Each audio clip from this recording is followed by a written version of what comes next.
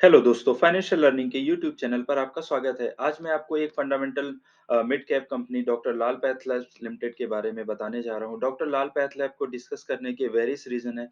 सबसे पहला रीज़न ये है कि कंपनी के फाइनेंशियल्स जो ग्रोथ है लगातार इम्प्रूव हो रही है। कंपनी एक प्रॉफिटेबल वेंचर है और लगातार अपने आप को एक्सपेंड करती जा रही है, एक्सपेंशन कर रही है। जिस सेगमेंट में इनका डोमिनेंस है उसी को और आगे ये बढ़ाते चले जा रहे हैं। तो इस तरीके के बिज़नेस की जहाँ पर हेल्थ केयर नीड एक प्राइमरी नीड होती है और एक बेसिक नीड है जिस सेगमेंट में ये काम करते हैं।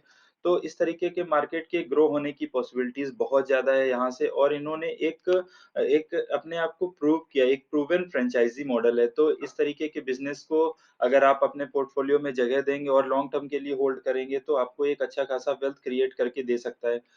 बट यहाँ पे ना किसी भी तरह से बाय और सेल का कोई रिकमेंडेशन नहीं, आप अपने ड्यू डिलिजेंस से डिसीज़न ले सकते हैं। तो एक बार हम डॉक्टर लाल पैथ के बिज़नेस को देख लेते हैं। तो यहाँ मैंने डॉक्टर लाल पैथ लैब्स लिमिटेड की वेबसाइट को ओपन किया, आप देख सकते हैं।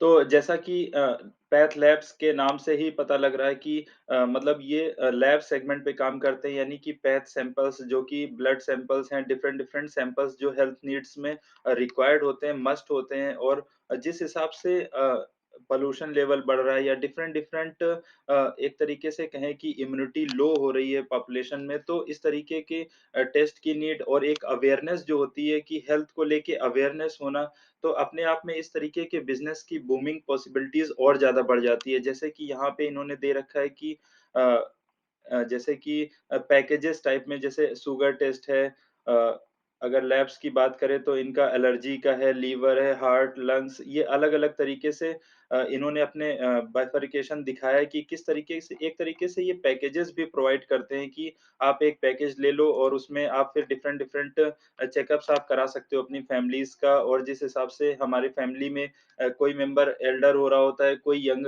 बेबी पैदा हो रहा होता है, तो इस तरीके की सभी को एक टेस्टिंग नीड की रिक्वायरमेंट लगातार बनी रहती है। तो जैसे कि जो कंपनी इस मार्केट सेगमेंट में एक ट्रस्टेड कंपनी है, तो उस पे ही जाना ज़्यादा बेटर होता है इस तरीके की कंपनी में।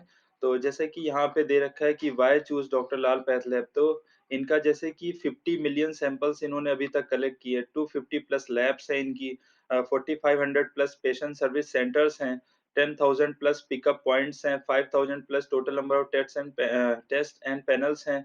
25 मिलियंस इनके टोटल नंबर ऑफ कस्टमर्स हैं, तो ये अपने आप में एक बहुत बड़ा कस्टमर बेस है और जिस हिसाब से इंडिया में हमेशा ही इस तरीके के सेगमेंट की हेल्थ नीड्स की रिक्वायरमेंट और बढ़ती रहेगी और अवेयरनेस बढ़ेगी और लोग टेस्ट कराएँगे, तो जहाँ पर एक ट्रस्ट होता है वहाँ पे लोग जाते हैं और इस तरीके के बिज़नेस बहुत ज़्यादा ग्रो करते हैं, फलते हैं एक तरीके से इस तरीके बिज़नेस। तो एक बार हम इनके फाइनेंशियल्स को देख लेते हैं, तो कंपनी का मार्केट कैप 18,000 करोड़ का है, ये एक मिड कैप कंपनी है। मिड कैप कंपनी में भी थोड़ी-सी वोलेटिलिटी इश्यू होती है, बट जहाँ पे आपको फंडामेंटल्स अच्छे मिले, एक ट्रस्ट मिले, एक नाम जो एक ट्रस्टेड नाम मिले और उसके बाद अगर वो शेयर प्राइस आपको डिस्काउंट पे मिल रहा हो, कोई 100 की चीज़ अगर आपको 50 पे मिल रही हो, तो अपने आप में बहुत ही अच्छी अपॉर्च्युनिटी होती है, उसको आपको तुरंत ग्रैस्प करना चाहिए। बट यहाँ एकदम से आपको पैसा नहीं पूरी तरह से इन्वेस्ट करना है, एक स्टैगर्ड मैनर में धीरे-धीरे करके हर फॉल पे आपको एक्युमुलेट करते रहना है इस तरीके की कंपनीज़ को और लॉन्ग टर्म होल्ड होल्ड करके आप अच्छा खासा गेन निकाल सकते हैं यहाँ से। तो अगर करंट प्राइस की बात करें तो 2164 के सीएमपी पे ट्रेड कर रहा है। इसका 52 वीक हाई जो था 3600 के आसपास है। यानी कि कंपनी अपने 52 वीक हाई से लगभग 46-47% के डिस्काउंट पे अवेलेबल है। स्टॉक पी 72 का है। इस तरीके की कंपनियाँ जनरली जहाँ पर एक डाइवर्स पोर्टफोलियो होता है, एक सर्विसेज़ का जो वो प्रोवाइड कर रही है और मार्केट में एक नाम होता है, तो जनरली थोड़ा-सा प्रीमियम पे ट्रेड करती है। बट अगर अभी भी पी की बात करें तो ये काफ़ी सस्ते वैल्यूएशन पे आ गया है। जब ये 3600 पे ट्रेड कर रहा होगा तो इसका पी 100 के ऊपर होगा। अगर कंपनी के आरओसी की बात करें तो 29.4% का है, आरओई 25% का है। किसी भी बिज़नेस का आरओसी, आरओई अगर 25-30% के आसपास है तो बहुत ही अच्छी बात होती है उस बिज़नेस को लगातार ग्रो होने की कि 20-25% से वो बिज़नेस ग्रो कर रहा है और वापस कैपिटल को यानी कि पैसे को उस प्रॉफ़िट को वो इन्फ्यूज़ कर रहा है उस बिज़नेस में अपने आप को और ज़्यादा ग्रो करने के लिए, और ज़्यादा स्टोर्स खोलने के लिए, और ज़्यादा टेस्टिंग पॉइंट्स बनाने के लिए, तो लगातार इम्प्रूवमेंट की पॉसिबिलिटीज़ दिखती रहती है। एक बार हम इनके शेयर होल्डिंग पैटर्न की बात कर लें तो प्रोमोटर्स के पास लगभग 55% के आसपास की होल्डिंग है, जो बहुत ही डिसेंट प्रोमोटर होल्डिंग है। एफआईआईज़ की बात करें तो एफआईआईज़ के पास 23% की होल्डिंग है। एफआईआईज़ का एक फेवरेट कैटेगरी का स्टॉक है, जहाँ पर उनको पता है कि इस तरीके की बिज़नेस की जिस हिसाब से पर कैपिटा इनकम इंक्रीज़ होगी, अवेयरनेस बढ़ेगी लोगों में हेल्थ को लेके, तो लोग रेगुलरली मंथली बेसिस पे भी अपने आप को फिट फिट पर्सन भी अपने आप को टेस्टिंग के लिए जाता रहेगा इस तरीके के सेगमेंट में। डीआईआईज़ के पास 6.27% की होल्डिंग और डीआईआईज़ ने पिछले कुछ समय से अपनी होल्डिंग को लगातार इंक्रीज़ करते चले गए। रिटेल पब्लिक की बात करें तो रिटेल पब्लिक के पास 14.84% की होल्डिंग है और इस 14% में भी 3% जो है वेस्ट ब्रिज क्रॉसओवर के पास है और ओम प्रकाश मनचंदा जी के पास 1.53% की होल्डिंग है। तो लगभग रिटेल पब्लिक के पास मोटा-मोटी 10% के आसपास ही पब्लिक होल्डिंग है रिटेल पब्लिक की।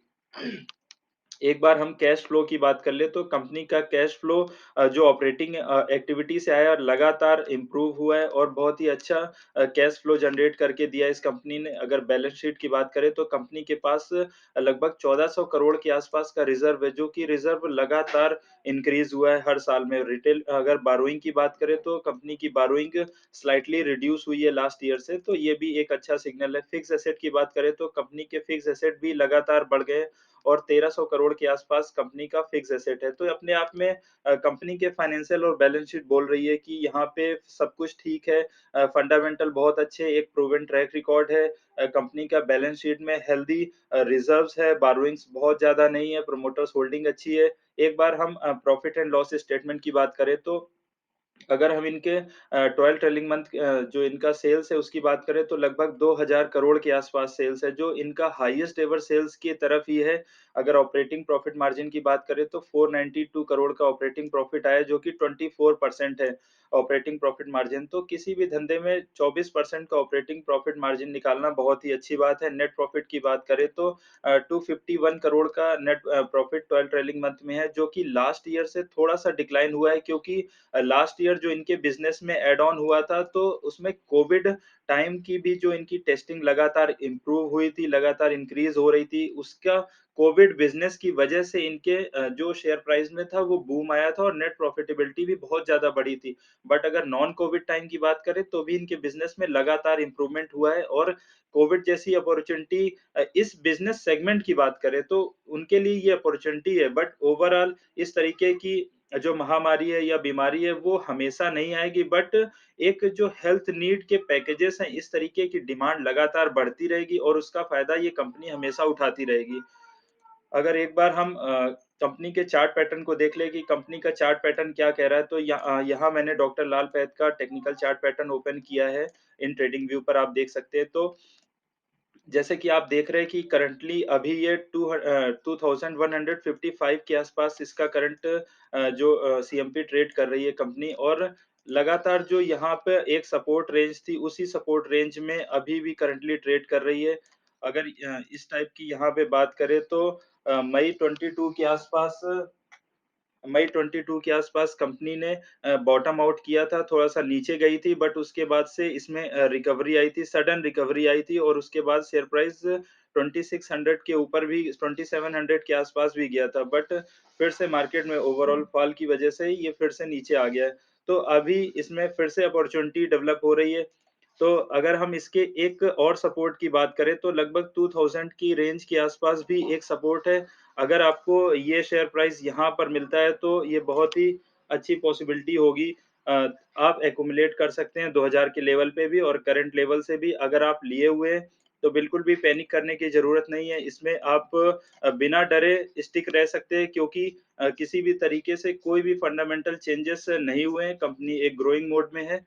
तो इस तरीके के बिज़नेस में जहाँ 50% जो इसका ऑल टाइम हाई था उससे 50% डिस्काउंट पे ट्रेड कर रही है। एक बार मैं इसका थोड़ा-सा प्रीवियस डेटा भी आपको दिखा देता हूँ कि 2016 के आसपास भी कंपनी में इसी तरीके के बिज़नेस में जब थोड़ा-सा डिक्लाइन हुआ था तो इसके शेयर प्राइस में प्रॉफिट बुकिंग हुई थी और उसके बाद से ये 2017 में विदिन 1 ईयर 43% का डिस्काउंट हो गया था। तो ये मिड कैप टाइप की जो कंपनीज़ होती हैं, जो ग्रोइंग कंपनी होती हैं, उसमें इस तरीके की वॉलेटिलिटी होती है, क्योंकि अगर 47% डिस्काउंट के बाद कोई शेयर विदिन 1 और 2 इयर्स में 150% का गेन दे रहा है, तो इस तरीके के शेयर में प्रॉफिट बुकिंग होना बहुत ही आम-सी बात है, कॉमन बात है। और एक चीज़ यहाँ पर एक जो टेक्निकल में पॉजिटिव साइन एक चीज़ और दिख रहा है कि यहाँ पे हेवी वॉल्यूम्स में बाइंग होना फिर से शुरू हुई, एक्युमुलेशन स्टार्ट हो रहा है। जब-जब ये नीचे आता है,